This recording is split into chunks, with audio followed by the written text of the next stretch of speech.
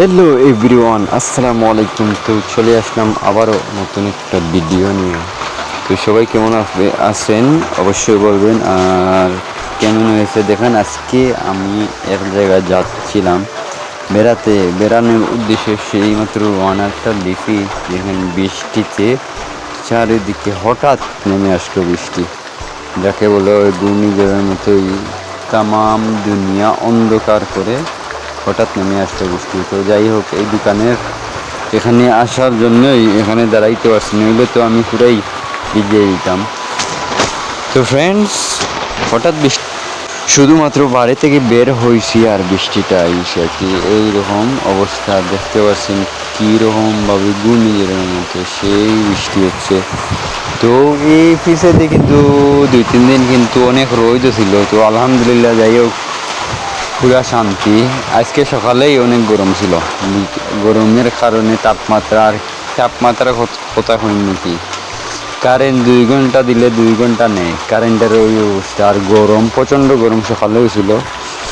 তো ওখানে আল্লাহর রহমতে বৃষ্টিতে ঠান্ডা পুরো আমাদের এলাকা নাই, পুরো সিলেটও হইতে গেলে ঠান্ডাতে। যাই হোক আলহামদুলিল্লাহ, আল্লাহর রহমতে অবশেষে আমরা মহান আল্লাহ তাআলার কাছে শুকরিয়া করব।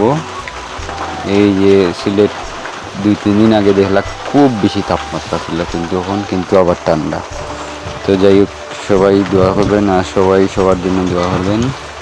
আর অবশ্যই বলবেন, আমি যে এই প্রাকৃতিক দৃশ্যগুলো নিয়ে ভিডিও বানাই বা বৃষ্টিময় যে কোনো ধরনের প্রাকৃতিক গ্রামীণ পরিবেশের যে ভিডিওগুলো বানাই, আপনাদের কাছে কেমন লাগে অবশ্যই বলবেন। ঠিক আছে, ইনশাল্লাহ আপনারা মতামত দিবেন। মতামত যদি না দেন ভিডিও বানাইতে ভালো লাগে না, বুঝছেন। সো ভিডিও বানানোর উদ্দেশ্য হচ্ছে গিয়ে আমি আপনাদের ভালোবাসা পেতে চাই।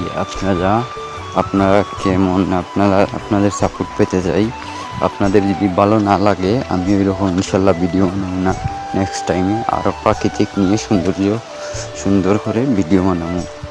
তো আমি যে দোকানের সাইটে দাঁড়াইয়া কিন্তু ভিডিও বানাইছিলাম, তো আপনাদেরকে আমি দেখাইছি আমি কোন জায়গায় দাঁড়িয়ে যে ভিডিও বানাইছি। আমার ভিডিও বানাইছি, ভাবলাম একটু ভিডিও করি আপনাদেরকে একটু দেখাই।